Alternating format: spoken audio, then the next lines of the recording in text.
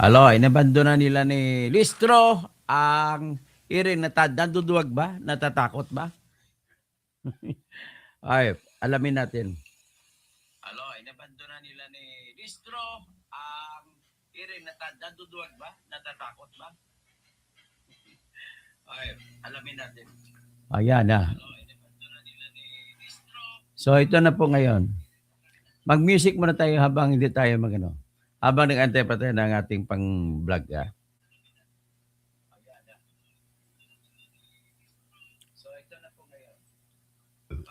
Sara, Sara, wala nang iba.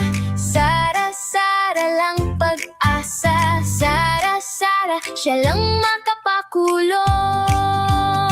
Mga kontraktor ubusin niya. Si BBM Sandro ikulong niya. Si Tamba Zaldi ikulong niya. Tapang at malasakit ibalik para bayan ay manahimik. Durugin ang sindikato sa korte, sa DPUA, sa DS Void, sa PhilHealth. Okay? Patuloy natin yung isa pang musika ko.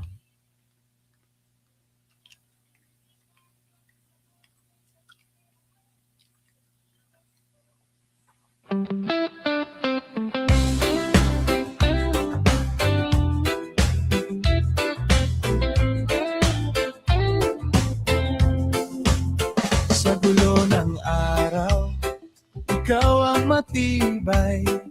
Tahimik lang pero laging may saysay. Hindi ka nagyayabang pero alam ng lahat. Kapag ikaw ang nariyan, ligtas ang lakad. Sa bawat usapan may bigat ang dala. Sa bawat pasya mo may tapang at tawa. Kaya kapag napapagod, ikaw ang takbuhan. Kahit maikli ang biro, may laman ang dahilan. Toto Tirador, taong masaligan. Toto Tirador, may prinsipyo ka pa. Ikaw ang idol ko sa katotohanan. Toto Tirador, hindi ka nagbabago. Toto Tirador, Toto Tirador. Kung may mali sa mundo, hindi ka umiwas. Diretso kang magsalita pero hindi masakit. May dignidad sa tingin, may linis sa kilos mo. Kaya sa gitna ng ingay, ikaw ang totoo. Sa bawat pagkakataon, alam ko ang sagot. Dahil ang pangalan mo ay may kasamang loob. Kung may sasandalan ako, ikaw ang pipiliin. Dahil sa mga salita mo may gawa't paninindigan.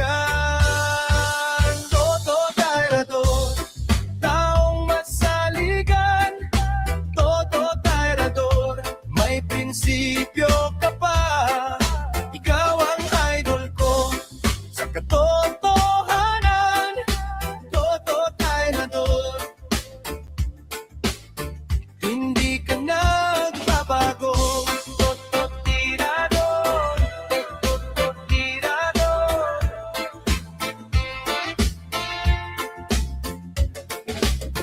Kung dumating man ang bagyo, nandun ka pa rin. Hindi takot humarap sa dapat panindigan. At kung tanungin nila sino ang asahan, ang sagot ko palagi, ikaw ang una riyan. Toto Tirador, taong masaligan. Toto Tirador, may prinsipyo ka pa. Ikaw ang idol ko sa katotohanan. Toto Tirador, Hindi ka nagbabago. Tirador, o tirador.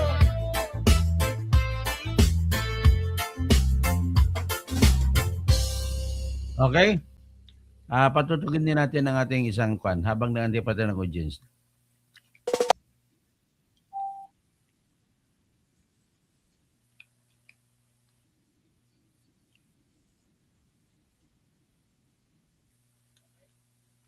Ito pa, patugtugin natin ang ating national anthem.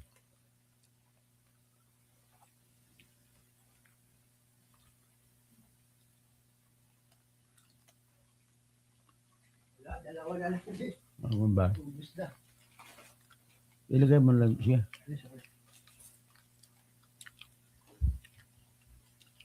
Saan ka bumili? Kanto tindahan dyan, Sige. kalabas.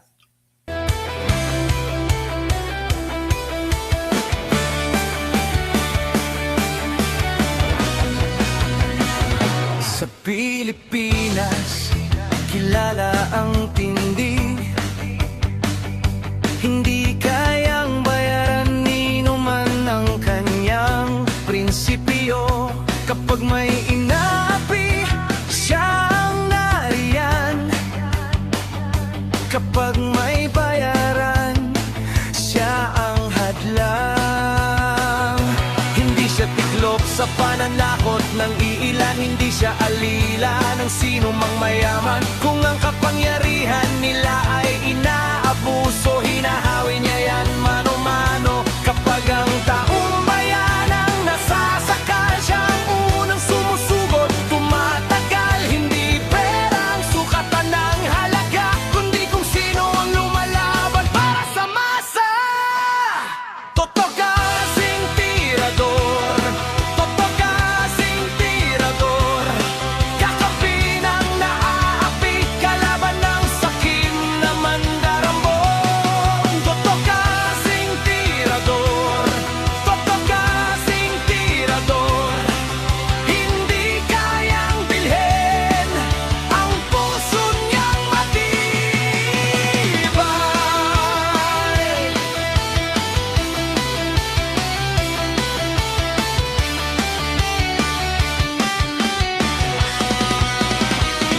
Mga magnanakaw sa pondo ng bayan, nanginginig kapag siya ang nandyan. Bawat piso, bawat sentimo, kailangang sagutin sa mata nagutom ng na. tao. Akala ko chicheria. Para sa mandarambong walang pwesto, para sa sumisimsim kapag ang hustisya ang pinag-uusapan. Siya ang bantay sa gitna ng laban. Kung may nilulunod ang kasinungalingan, siya ang boses na hindi tatahimik. Sa bawat galaw ng mapagsamantala, may salubong na paninindigan niya. Totoo kasing tirador, totoo kasing tirador. Kakampi ng naaapi, kalaban ng sakit na buwaya. Totoo kasing tirador, totoo kasing tirador. Hindi kayang bilhin ang puso niyang matibay. Hindi lahat ng malakas ay tama, hindi lahat ng tahimik ay duwag. Kapag ang bayan ang pinagkakaitan, siya ang unang humaharap. Totoo kasing tirador, totoo kasing tirador. Kakampi ng naaapi, kalaban ng sakit na buwaya. Totoo kasing tirador, totoo kasing tirador. Sa taong bayan nagtatayo, hanggang dulo ang paninindigan.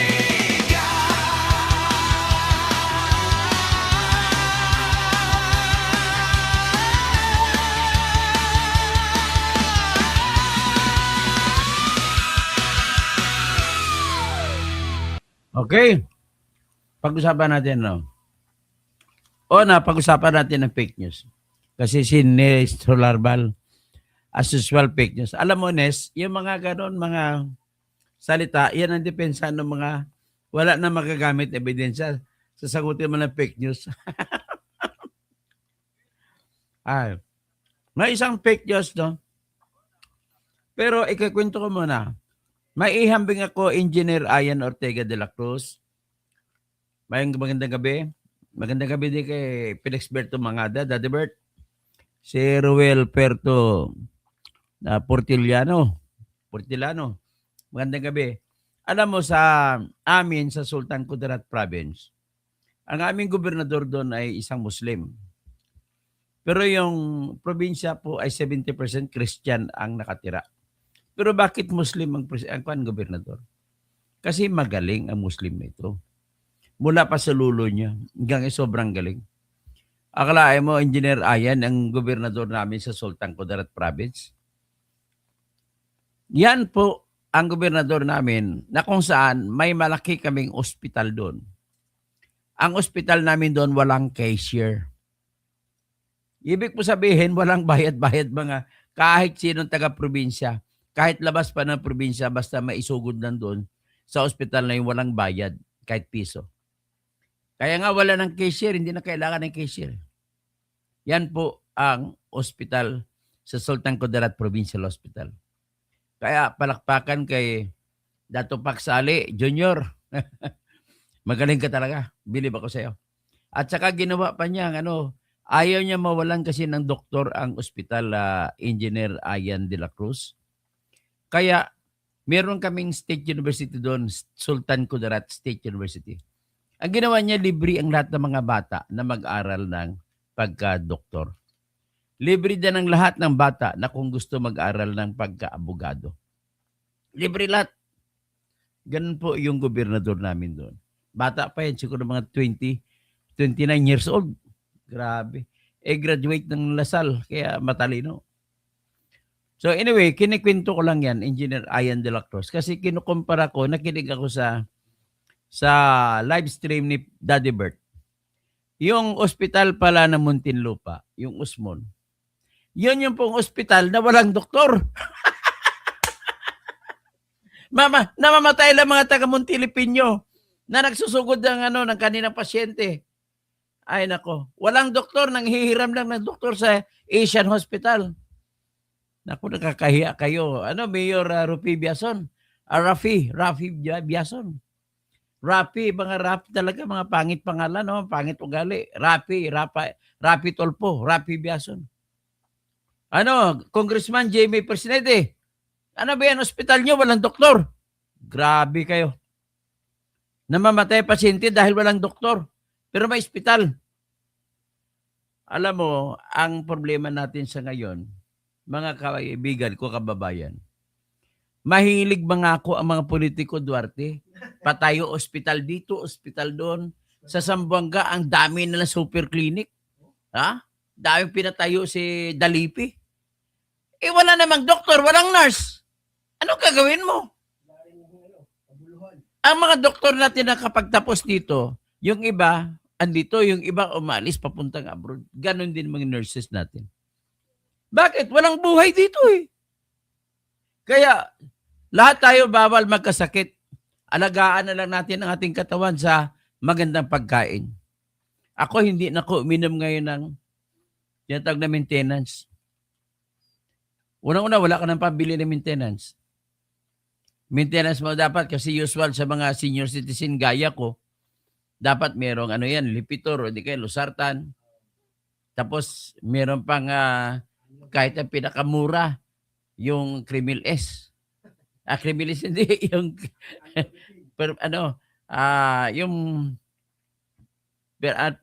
yung pang anti-sugar.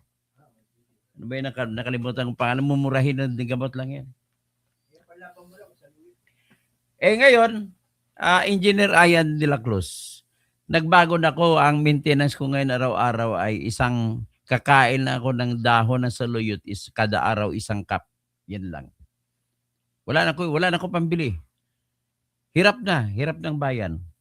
Hindi lang bayan, pati ako.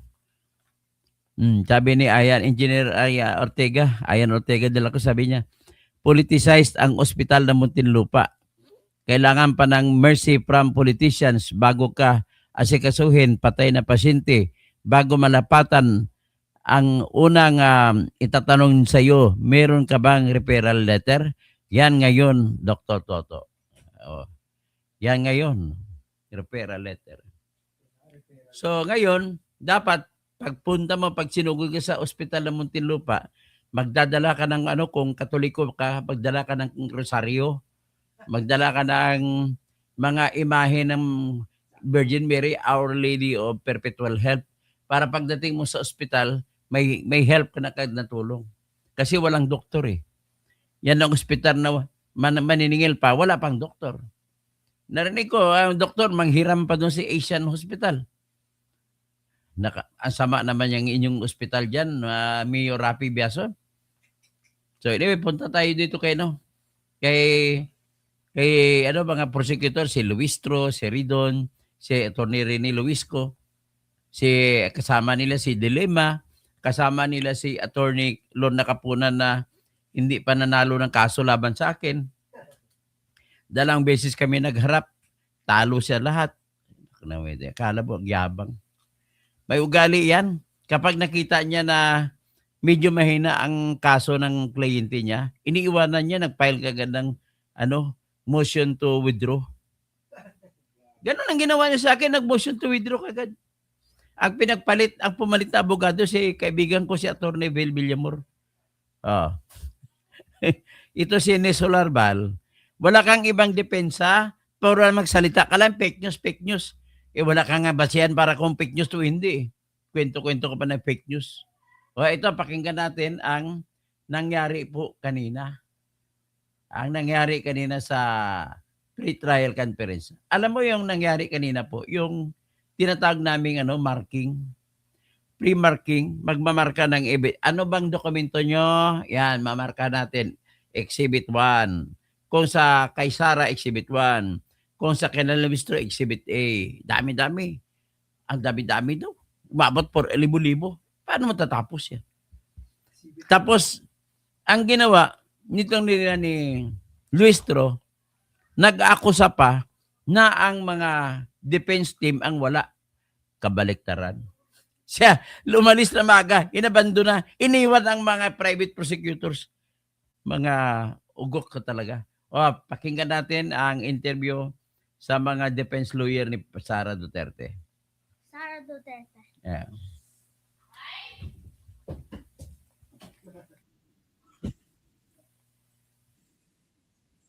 Diyan lang ha. Ipasok muna natin ang interview. Ito po yung interview ng UNTV, yung DZER, sa mga abogado ni Sara. The opposite is true. It was actually the private prosecutors who lacked a certain personnel for the marking of the O, exhibit. sila daw ang mga private prosecutor na pinagmamayabang nyo nawala. Hindi dumalo. At kulang sila sa tao para umatindi sa pagmamarka ng ebidensya. Anong klase? Tapos ang dami-dami pang ebidensya na pamarkahan. O pakinggan mo na ang abogado ni Sara na mabata pa. Siguro hindi lang naintindihan masyado ni Representative Luistro ito kasi hindi naman sila nagpa-participate buong araw.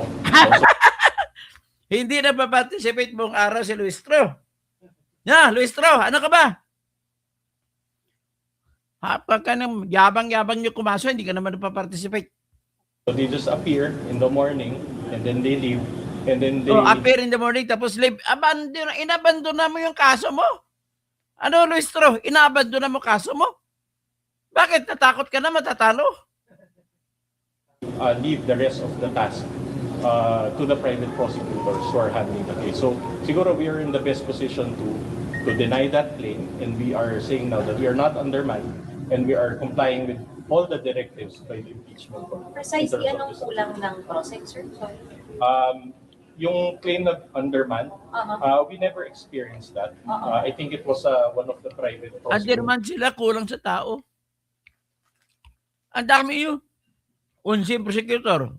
Ang problema kasi, puro kayo mga prosecutor ng mga congressmen. Hindi kayo nakatikim ng trial kaya hindi nyo alam ang gagawin. Iniwan nyo sa mga private prosecutor. Nako. Yung firms that claim that. Pero kayo, enough yung tao ninyo. Correct.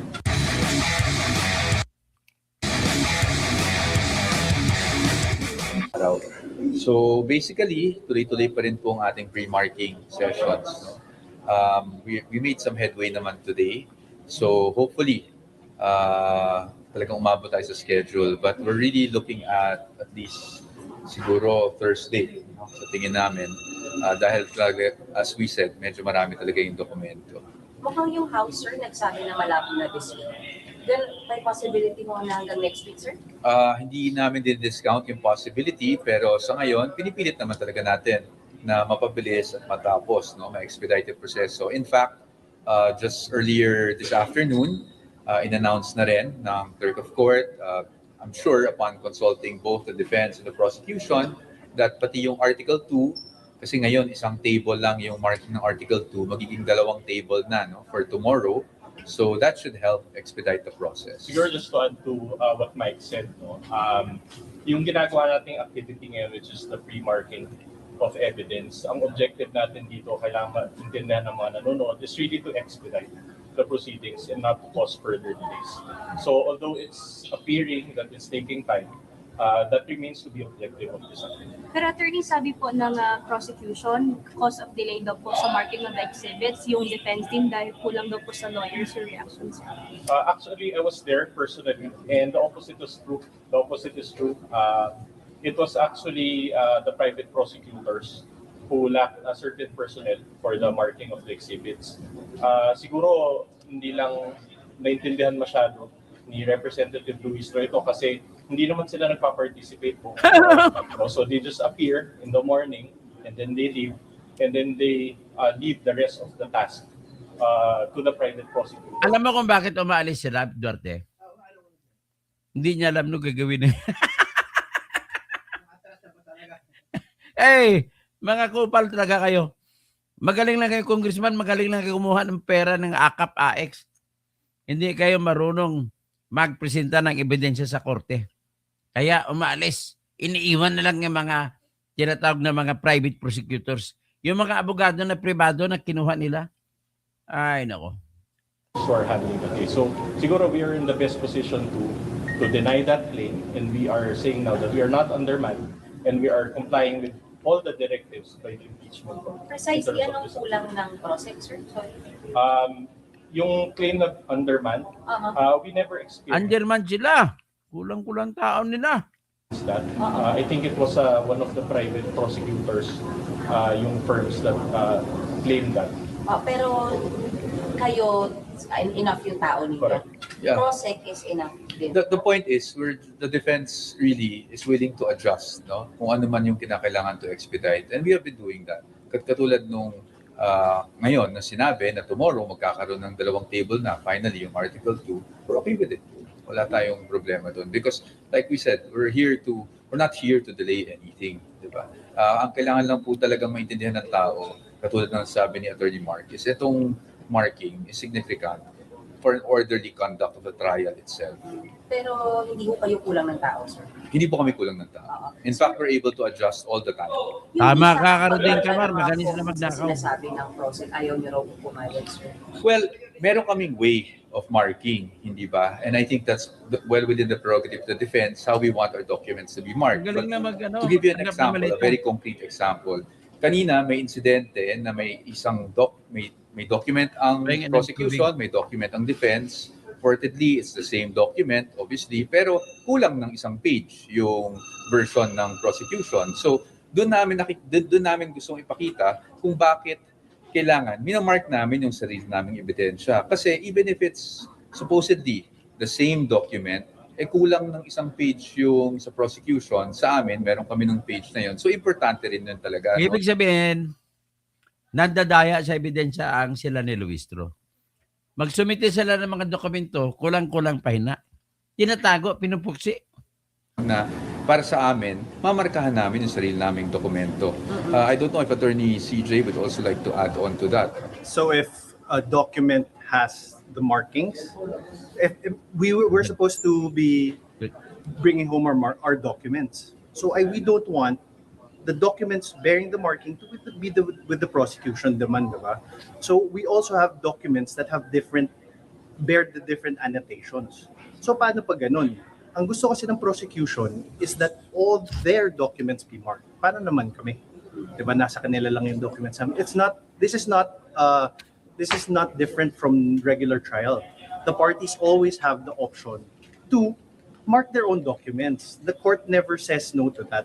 This is just an administrative matter. And in fact, pag pumunta sa trial, bibilis to. Kasi pwede namin sabihin, yung exhibit, for example lang, exhibit 1-A namin, kami na maglalabas. Hindi na namin hingin sa kanila. Tapos sabihin nila, wala, hindi namin nadala. Sorry. Diba?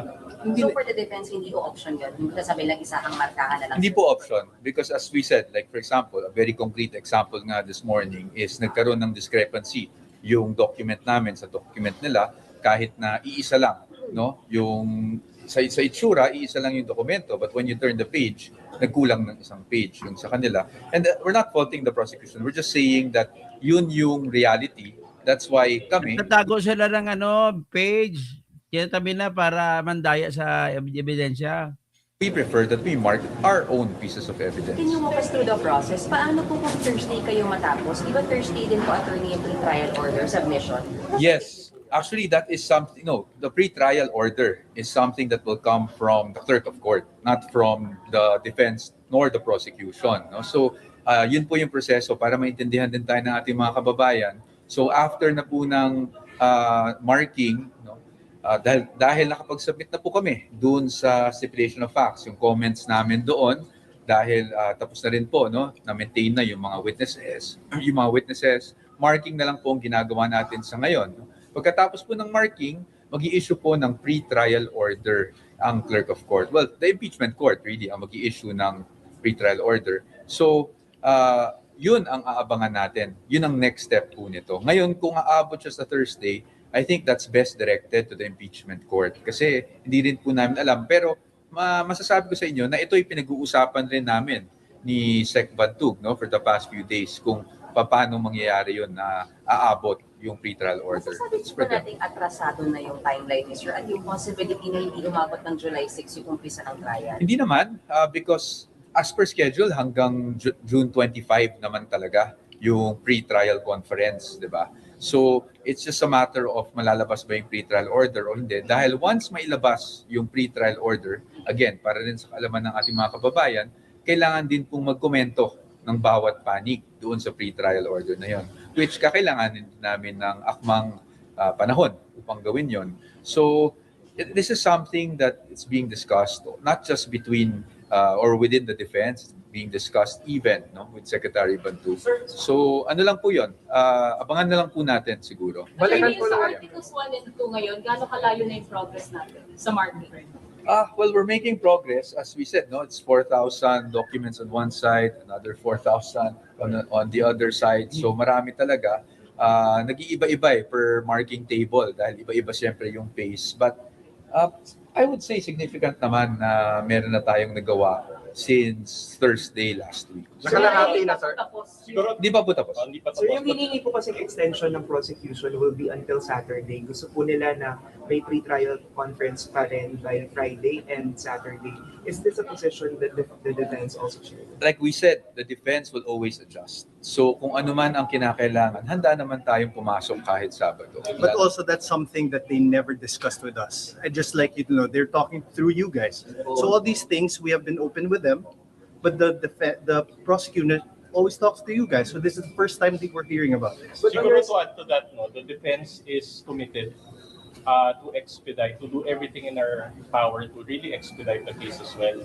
And so far, lahat naman na binibigyan ng instruction ng impeachment court, we faithfully comply and we really do the best of our ability. Balikan ko lang yung sinabi niyo, attorney, na hindi uma-attend, attendance lang yung mga public prosecutor at umaalis na sila. Ito ba ay nakakadagdag sa pagka namumove at natatagalan yung PTC?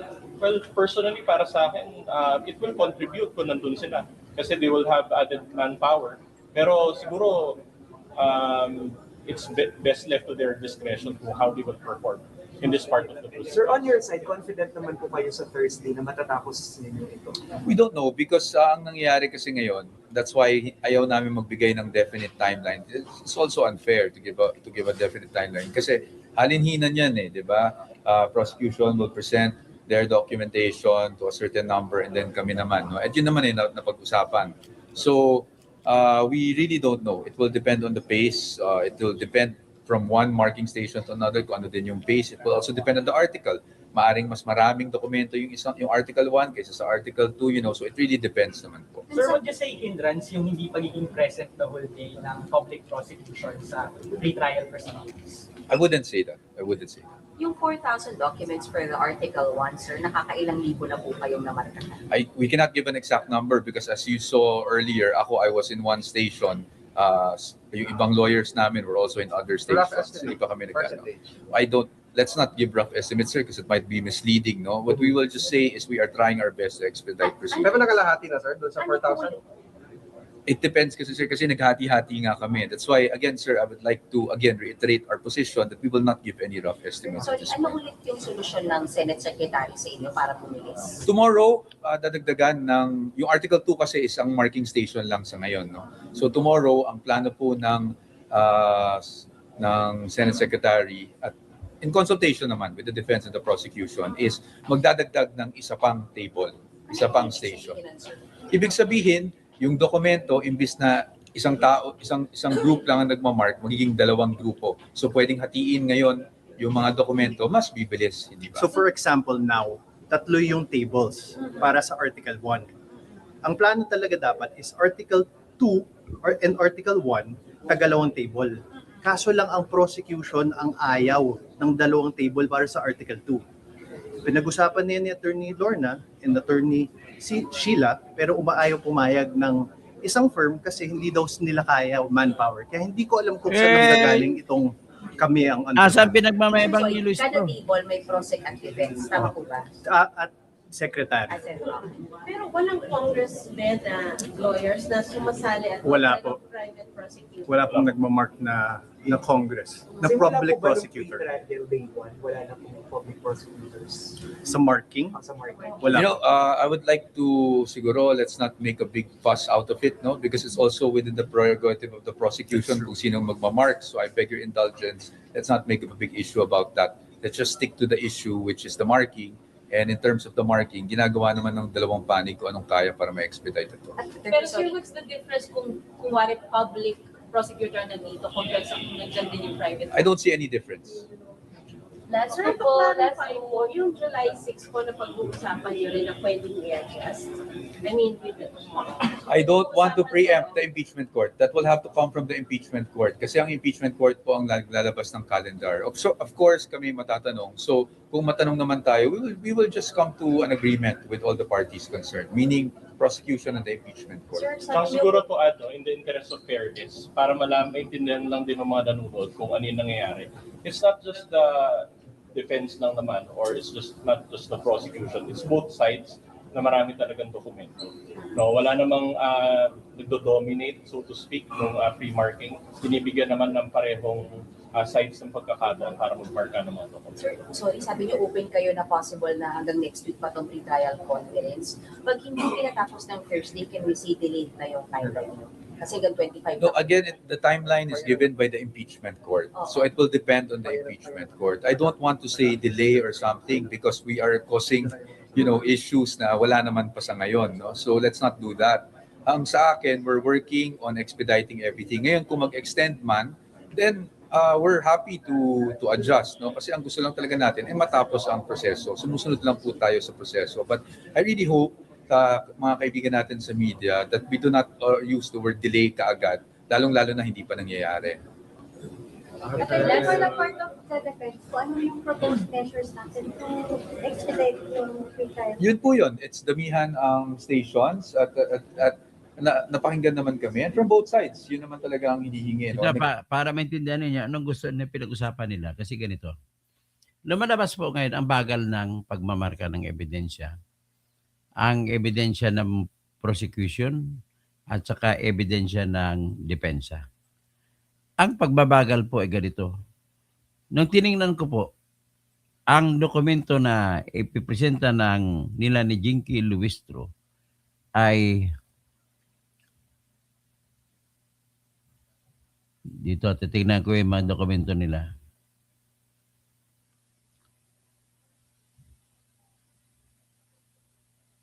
Ang exhibit nila, 276 na dokumento. Sa prosecution lang yan. Sa kanila na presenta nila laban kay Sara Duterte. So ngayon, ang depensa naman kay Sara Duterte ay 248. Yan po. Ang ebidensya naman ni Sara, 248.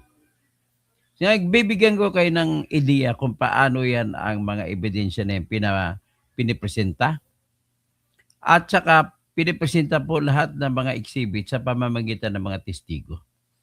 Walang dokumento o exhibits na maaring tatanggaping ebidensya kung walang testigo na magsasalita para sa mga exhibits na yan. Maliban na lamang kung ito during the pre-trial ay mag-agree na sila na admitted na ang ebidensya. Saka pa lang pwede admit kahit wala ng testigo. Kaya sa totoo lang, kung ako naman ang tanungin nito, kung ako mag-propose nito, ang testigo kasi ang testigo ng prosecution ay 51 witnesses sila. Tapos ang si Sara naman ay ilan ang testigo niya? 97 witnesses. Sa 51 witnesses ng ipresenta nila ni Luistro, yung lahat ng 51 na yun ay kinuha na rin na testigo ng ng mga kampo ni Sara. Kagaya na halimbawa kay Trillanes, ipapaupuin si Trillanes ng mga grupo ni Luistro.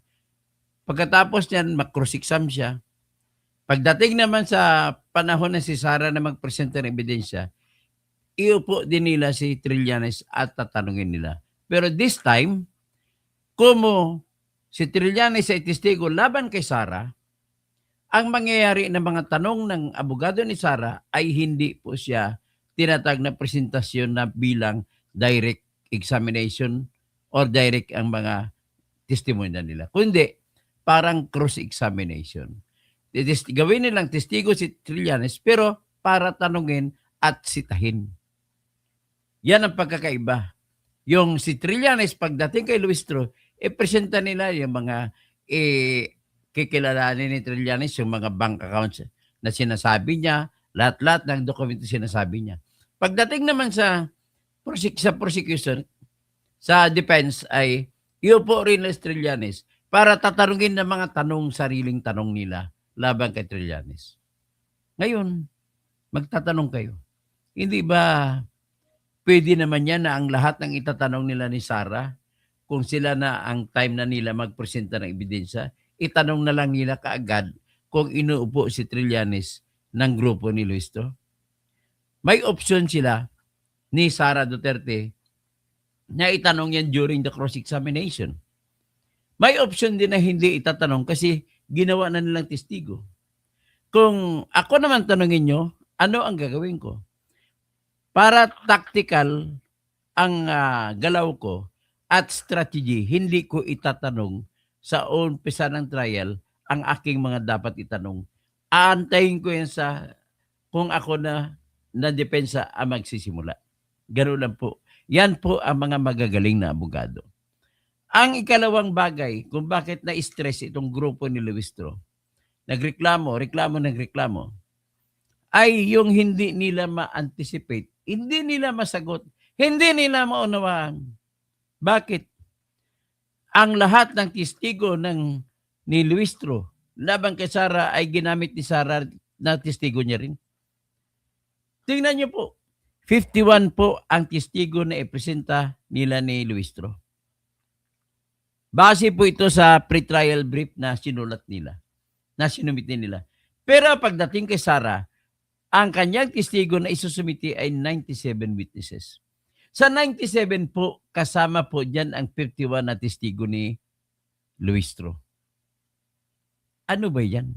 Kung nakaintindi ka ng abogasiya, nakaintindi ka ng trial, kailangan lang, ang gumagawa lang nito po yung mga matalinong abogado. Hindi po yung nagagawa ng mga kagaya ni Luistro, kagaya ni Ridon.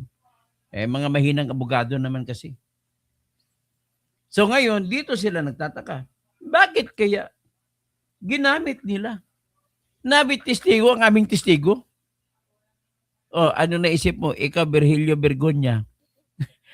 Panay ka ng utot mo. Anong, pakibanggit yan, antayin ko sa sagot mo. Ano sa palagay ninyo? O kayo naman, magsalita kayo. Ano sa palagay ninyo? Bakit ginamit ni Sara na testigo ang testigo laban sa kanya? Ang tawag namin dyan, smart move niyan. Kagaya rin po ng may kaso akong hinawakan drugs case. Panahon ni Duterte na drugs case. Ang aking client, hinuli ng pulis, lahat ng ebidensya ni sinabit ng kalaban, laban sa aking client, ay ginawa ko ring ebidensya. Bakit? Ito po, example. Halimbawa, nagsumiti ng dokumento na inventory receipt ang prosecution o fiscal laban sa client ko na sa drugs case. Ang inventaryo, nagpapakita doon kung babasahin mo, nagpapakita doon kung ano mga shabu na kuha sa client ko. Pero may nakita akong depekto. Ang unang depekto kinakita ko ay pinapirma nilang client ko sa inventaryo. Ano bang meron dyan? Ginamit ko kagad na ebidensya ko. Bakit? Anong patunayan ko? Ebidensya ng kalaban yan, di ba? Ginamit ko yun na ebidensya ko para sa aking client at napa-acquit kong client ko. Bakit? Yung inventaryo na yun na ebidensya ng kalaban, nakita ko na ang pangalan ng aking client na akusado ay pumirma pa doon. Nanalo ako dahil doon lang. Bakit? Ang nangyari, nagiging extrajudicial confession, inaamin niya na nakuha sa kanya yung bawal yan sa konstitusyon. Bawal yan gawin na labas ng korte. Bawal yan ang dapat ang extrajudicial confession ay dapat may partisipasyon ng abogado ng akusado. Pag umamin siya kung anong sala niya, dapat may abogado siya na katabi para maggabay sa kanya kung ano mga karapatan niya na sinasantabi niya para umamin. Kasama na dyan siyempre karapatan na huwag magsalita. The right to remain silent. So nakita na ninyo, dahil nakita ko, sa inventaryo pa lamang, pinapirma ang aking client na parang tinanggap niya yung nilista sa inventaryo ng mga shabu ay nakuha sa kanya, pumirma pa siya. Panalo ako dun. Kasi bakit illegal lang ginawa ng pulis? At dahil, bakit illegal? Kasi pinirmahan yun na wala sa katabi niya, wala sa tabi niya ang kanyang abogado. Sa ganun lang natalo. Panalo ako, sa ganun pa lang. Ang sinasabi po sa ating konstitusyon, basta may mga ebidensya na kinuha na may paglabag sa batas, ang pamamaraan ng pagkuha, ang tawag dyan ay hindi na matatanggap na ebidensya. Ang tawag namin dyan ay fruits of the poisonous tree. So, kung ganon, ibalik natin kay Trillanes. Si Trillanes po, tumistigo siya, napanood naman natin, na sinabi niya na nakakuha siya ng dokumento ng bank accounts ni Duterte at saka ni Duterte, at saka ni Sara, saka ni Pulong, saka ni Basti. At ang sabi niya, nanggaling po daw yung kay John de Mesa na nagbigay sa kanya. Nung pumunta daw siya sa Davao City, may tumawag sa kanya, binigay sa kanya yung dokumento na yun. Tumistigo si Trillanes sa Committee on Justice. Aba, tuwag-tuwa naman yung mga kalaban ni Sara, lalo na si Terry Ridon, na si alias Cookie. Pero ako tanungin mo, para siya si Mr. Bean ng Pilipinas. Tuwang-tuwa naman si Luistro. Tuwang-tuwa din si Shelyok, no? Ha? Tuwang-tuwa din si Dilima. Alam mo, ang nangyari dito, tuwang-tuwa sila kasi nagsalita si Trillanes na meron siya mga records ng bank accounts ni Duterte tsaka ni Sara. At pinagmamayabang niya ito. Chinik pa niya counter sa records ng AMLAC. At sumigo pa. At sinabi niya, nakuha niya kay Mr. John de Mesa. Ito na ngayon ang problema nila ni Luistro. Papasok po ngayon ang batas. Ang lahat na mga ebidensya na nakuha sa pamamagitan ng paglabag sa batas ay hindi matatanggap na ebidensya. At yan nga! Patay kayo. Diyan pa lang sa tinatangyan. Bakit hindi matanggap na ebidensya? Kasi po, nilabag ni Trillanes ang Republic Act 1405 sa pagkuha ng mga bank accounts. Kung totoo man yan. Sabihin na natin totoo. Nilabag niya ang Republic Act 1405. Nakasaad po sa 1405 na batas, tanging utos lamang ng korte ang makapagpabukas at makakuha ng detalye ng bank account ng tao. At sa pamamagitan ng pag-justify na iyon ay gagamitin sa kung ano mang kaso, kasama na ang kaso ng impeachment. Inong time na yun, 10 years ago, pag kinuha doon ni Trillanes. Ito naman si Percy Sindanya nga, ayoko naman nakakahiya naman kay Percy. Percy, hindi kita lalaitin kay kung PWD ka. You're a person with disability. Siyempre na-stroke pala siya. So, pasensya na. Ang nagyabang pa si Percy Sindanya, hindi Percy Lapid na client ko na pinanalo ko lahat ng kaso niya. Nagyabang pa siya, nag-deposito pa siya sa BPI account ko ni Duterte at saka ni Sara. Alright, ito na ngayon tanungin natin. Ano ngayon ang mangyayari sa ebidensya na pinresenta ni Trillanes? At ginagamit na ngayon ni Sara na testigo si Trillanes. Gagamitin pa niyang testigo si Madriaga para tanungin si Trillanes, saan mo nakuha yan? Kay John de Mesa. Saan si John de Mesa? Hindi ko na makita. So ngayon, alam mo ba ang Republic Act 1405? Tatanong kay Trillanes. Oh, of course, dapat alam niya. Kasi ignorance of the law excuses no one. Nakalagay sa 1405, walang sinuman ang pwede kumuha ng records ng mga bangko, ng mga tao. So bakit ka nakuha? Ano ibig sabihin? Walang ibang dela, kundi meron ka bang utos ng korte na bibigyan ka ng kopya ng mga bank accounts ng mga Duterte? Yan ang tanong. Wala siya may pakita. Pagkatapos niyan, natanong na yan. Mag-move ka agad dyan ang mga abogado ni Duterte. Si Sara. Your Honor, the bank accounts supposedly presented by Trillanes came from illegal means. If it came from illegal means, hindi na po matatanggap na ebidensya yan because it violated the law when it was taken. Any evidence taken by means of violating the laws of the Philippines will render the evidence gotten as fruits of the poisonous tree that cannot be admitted in any proceeding or for any purpose. Hindi siya pwede tanggaping ebidensya. So talo na naman kayo. Sinasample ko lang yan kung bakit si Sara Duterte kinukuha niya rin testigo ang mga testigo nila ni Luistro. Ganon din si Madriaga kukunin. Ipa-confirm ka Madriaga na wala siyang ibinigay na delivery, papunta kay Sara, kundi papunta lang kay sa mayor ng Laguna. Papunta lamang kay Atty. Ryan Kilala. Papunta lamang kay Santiago Family. At papunta kay Raymond Monsayak na abogado naman ni Duterte sa kanyang ngayon abogado. Kaklase niya sa San Sebastian.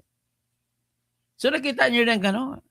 Let us look at that not as an, sabihin natin, yung hindi ka, wala kang kinikilingan.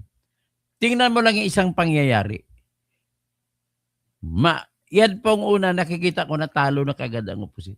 Ang mga sila ni Luis Tro. Kaya nga ano sila nagmeeting-meeting sila, putang ina, bakit ginamit ebidensya yung ating ebidensya? Bakit ginamit ang testigo ang ating testigo? Ganun po. Lahat-lahat yung gagamitin. So nakita nyo na? Yan ang dahilan ko bakit hindi na sila sumisipot. Iniiwanan nila ang mga kulang-kulang pa. Ibig sabihin, kulang po ang nag-volunteer ng mga abogado sa kanila. Ibig sabihin po, mas marami ang hindi naniniwala sa laban nila kay Sara. Kasi kung naniwala, maraming abogado niyan mag-volunteer na tutulong. Kukunti lang eh. Okay? So, at least yan lang naman ang aking puntos dito. Ipinag-iwanan ko lang sa'yo. Ngayon, pag-usapan natin, 51 ang testigo ng prosecution. Your Honor, sa nakaraan sa impeachment trial ni Erap at saka ni Corona, ilang testigo kada araw na presenta nila? Your Honors, tingnan mo history. Isang testigo, isang araw. Kasi ang trial nila tuwing hapon lang. Aabot yan hanggang alas 5, alas 6. Yung isang testigo, mahaba tanong, maraming tanong, isa lang. Kung 51 witnesses, meron ang prosecution. Kailangan na 51 days? Ang hearing lang namang 3 araw lang sa isang linggo, ang hearing ng impeachment court. Kasi ang ibang trabaho nila, oras nila, gagamitin lang sa pagsagawa ng batas. So nakita nyo ng problema. So 51 divided by, sabi mo, divided by 3. Ilang linggo kaya? So 48 times 3 is 16 times 3, 48. So 48, 16 weeks na. Aabutin pa ito ng 20 weeks. Ngayon, sa ano lang yan? Sa prosecutor lang yan. Mang depensa pa, 97 witnesses. 97 divided by 3. That is equal to 32.1. So 33 days, 33 weeks. Ang isang taon po, 52 weeks. So 32 plus 20, 52. Mahigit isang taon na trial ito. Na-analyze ko na. Mahigit isang taon na trial ang mangyari nito. So with this, wala nang gana ang tao niyan makinig. Tapos, magagaling pang mga abogado. Dito pala nakita na natin ang galing eh. Nagtataka ka bakit ang lahat ng testigo na ginamit laban sa kanila? Ang iniisip mo kasi bin recommendor, 51 days, wala pang 2 months, ay yung akala mo araw-araw, pati Sabado, Linggo may trial. Wala po. 3 araw lang po ang trial sa kada linggo. Tapos tuwing hapon lang ang hearing. Tapos kung tuwing hapon, ibig sabihin sa isang linggo, 3 testigo lang maipapresenta nila. So kung 3 testigo, divided by mo ang 3, ang 51 divided by 3. So 48 divided by 3, that is 16. So may natitira kang 3. 17 days, 17 weeks. Kung 17 weeks, ilang buwan yan? 4 na linggo ang isang buwan. So, 16 na lang, divided by 4. 4 months. Sa parang prosecutor, 4 months na. Ano ngayon? Mag-upisa sila July. July, August, September, October. October pa lang matatapos ang presentasyon ng prosecutor. Pagkatapos yan, magpipresenta man depensa. 97. How many weeks are there in 97 if each week has 3 witnesses to be presented? I-divided by 3 mo 97. That is equivalent to 32. Sabi mo 32 na lang. So 32 weeks. Divided by 4 ang 32. 8 months. 8 months plus 4 months. 12 months, isang taon mahigit ang hearing matatapos. Wala nang gana ang mga citizen manood. So, nakita nyo ng analysis, I'm just presenting to you my logical and very fair assessment of what is happening. Pinakita ko sa inyo kung paano bibimbahin ng mga abogado ng depensa ang mga hindi abogado, mga testigo ni Luistro. Kay Trillanes pa lang, pinakita ko na sa inyo kung paano matutumbay. Kay Madriaga, o iba pa. Okay, hanggang dyan lang tayo at magandang gabi po sa inyong lahat. Si LATD, Grace Line, okay na po. Ben Reclamador, sa magandang gabi po. Kay Hen Talibino, sa dami siguro ng kabulastugan, ay, opinion mo na lang po yan. Wala po tayong wala pang evidences lang ipakita laban kay Sara. Tingnan natin sa trial. So, si Kemil Lodi. So, ibig sabihin, kung lalampas ng February 6 ang trial, null and void na kasi, mahigit 1 year na. Sinabi mo pa. So, thank you, sir. Your blog is very informative. Binibigay ko lang sa inyo talaga ang totoong pangyayari. Kasi ako, na-analyze ko na yan dahil po ako trial lawyer. Si Bombi, dyan na lang sa trial na yan, mauubos na. Nako, mag-election lang, hindi pa matapos ang impeachment na to.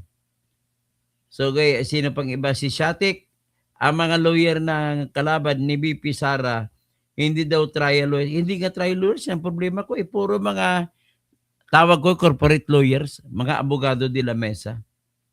So, Ben Reclamador, sa ordinaryo na korte, hindi po, sa Senate po, hindi po pwede ang Sabado-Linggo. At 3 araw lang sila sa isang linggo. Sana bilisan nila. Gawin nila 5 araw isang linggo para medyo mabilis. Tapos si Higre Rimbulat. Higer pala. Para ma-encounter check nila ang testigo ng House. Tama. So, Bombi, maayong gabi po, Dr. To, shout out from Valencia, Bukidnon. Maayong gabi sa Valencia, Bukidnon. Nada si Kuya Willie, Engineer Willie Gomez, yung number 3 sa board exam sa electrical engineering, professor ko sa Mindanao State University. At ang pinagyayabang ko dyan, kumuha ako ng engineering mathematics, 1.0 ang grado ko kay Engineer Willie Gomez. Alam mo mga brad ko sa Alcotans, ngayon lang ako magsasabi sa inyo, ang lahat po na exam na binigay ni Kuya Willie, kung tawagin natin, lahat po yan na perfect ko. Ganun po ako kagaling sa math. So, Ray Osorio, walang alam naman talaga si Luistro. Si Karid Kumar, mapya kagawi, Kaharudin Kumar. Inshallah, panahon ni BBM, maraming yumaman na sa gobyerno, lalo na si BBM at Romualdez. Shatik, mga lawyer ni BP Sara, may mga bata, siguro mga 40 years old lang. Kumpara sa kalaban ng 16 senior citizen na niriregla pa. Okay, hanggang dyan lang muna tayo. Magandang gabi po sa inyong lahat. At ako po ay magmumubuon sa isa pang topic. May ginawa lang kasi ako ng mga pleadings para naman sa hanap buhay ko, para mabuhay naman ako. Maraming salamat. Magandang gabi po. Miss Rachel Gustelo, good evening. Dr. Toto Kausing, kaya natin to. Daw mga clown sila sa ginhimo nila, sadya nila ang mahuyan ng mga bubo nga abogado, pol, pakitang sikat lang nila sila abi nila madala nila sa sa gulpi di gulat ang mga lawyers ni Sara. BBS Las Vegas, kung sa basketball parang mga NBA player ang PBA. Kung sa basketball, NBA players ang mga abogado ni Sara. Ang mga abogado ni Luis puro PBA. Hanggang dyan na lang, maraming salamat po. At least na-inform kayo kung paano nabigyan kayo ng idea kung paano tatakbo ang trial na to. Maraming salamat po. Sunod po, si Digong Duterte pag-usapan